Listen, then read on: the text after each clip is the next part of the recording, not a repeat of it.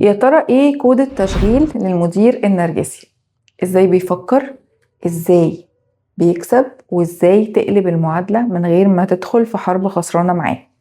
لو حسيت ان انت طول الوقت بتتسحب لنقاشات غريبة بتطلع منها غلطان حتى لو كنت صح، بتشك في نفسك فجأة، فانت مش بتتعامل مع شخص صعب، انت جوه لعبة نفسية متصممة ان انت تخسر فيها.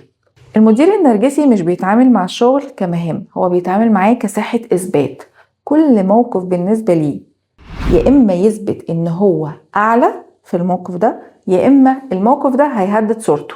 عشان كده هتلاقيه ساعات بيصعد في مواقف غريبة أو يقلل منك في وقت مش مناسب. في علم النفس ده مرتبط بفكرة تقدير الذات عنده، لأن تقدير الذات عنده مش ثابت، بيعوضه بالسيطرة. مشكلته مش فيك، مشكلته في الإحساس اللي جواه. 3 مفاتيح بتشغل أي نرجسي. أول حاجة، المفتاح الأول الإعجاب حتى لو بسيط، بيخليه يهدى. المفتاح التاني السيطرة، لازم يحس إن هو صاحب قرار. المفتاح التالت الصورة قدام الناس، ودي أهم حاجة عنده. لو فهمت ال3 دول هتقدر تتوقع تصرفاته قبل ما تحصل. طب ليه أنت بالذات بيتم استهدافك؟ غالبا انت شاطر، مجتهد، عندك ضمير في شغلك، والشخص النرجسي بيشوف الناس الكويسة تهديد مش إضافة. كمان لو انت شخص حساس أو بتحب تثبت نفسك، ده بيخليك تدخل اللعبة بسهولة. أخطر حاجة بتحصل لك وانت مش واخد بالك هو التلاعب بالواقع أو الجاز لايتنج. تلاقي نفسك بتقول أنا فاكر إن كذا وكذا حصل، وهو يقولك لأ ما حصلش، وتبدأ تشك في نفسك. والخطر هنا مش في الموقف، الخطر ان انت تفقد ثقتك بنفسك. طيب نعمل ايه في استراتيجية قلب الترابيزة اللي بيستخدمها المدير النرجسي؟ بدل ما تحاول تثبت ان انت صح، خلي تركيزك دايما على إدارة الصورة. يعني ايه؟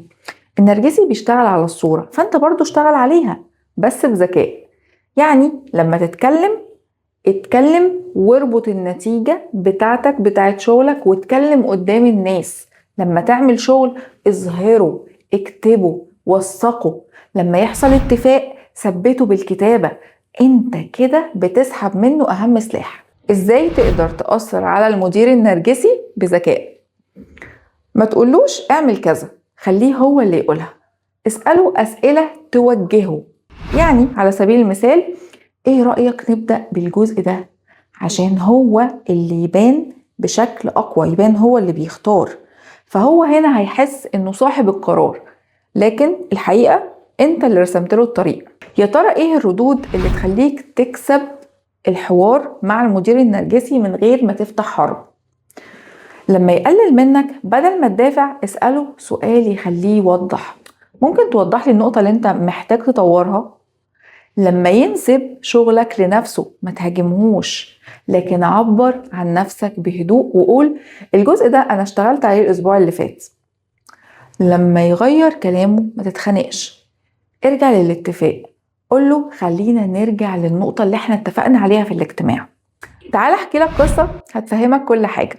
خالد كان شغال في فريق مبيعات، ومديره كان بيحب ياخد كل النجاحات وينسبها لنفسه. خالد في الأول كان بيواجهه، وكل مرة كان بيخسر أكتر. وفي يوم خالد قرر يغير طريقته. بدأ قبل أي عرض يقول أنا اشتغلت على الجزء ده تحت توجيهك، وبدأ يبعت إيميل بعد كل اجتماع. في كل ميتنج كان بيعبر عن نفسه بهدوء من غير ما يهاجم. بعد شهور الإدارة بقت شايفة دور خالد بوضوح.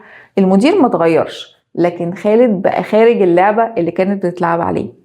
ناس كتير لما بتنضغط من المدير النرجسي بتبدأ تفكر ازاي تسجل له فيديوز مثلا علشان خاطر تثبت التلاعب بتاعه، لكن ده ممكن يوقعك في مشاكل قانونية أو مهنية وممكن يتقلب ضدك.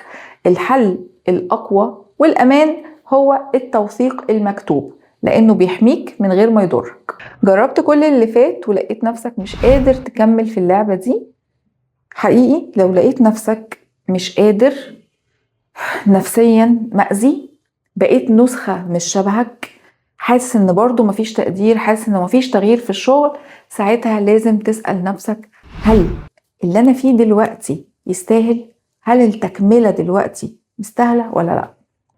خليك فاكر دايما انت مش ضعيف، انت كنت بتلعب لعبة بس من غير ما تعرف القوانين بتاعتها.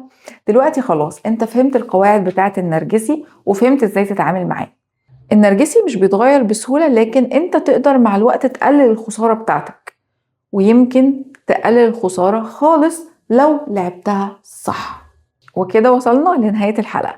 لو الحلقة دي فتحت عينك على حاجة ابعتها لحد محتاجها، واكتب لي في التعليقات موقف حصل معاك وانا هقولك تلعب اللعبة ازاي.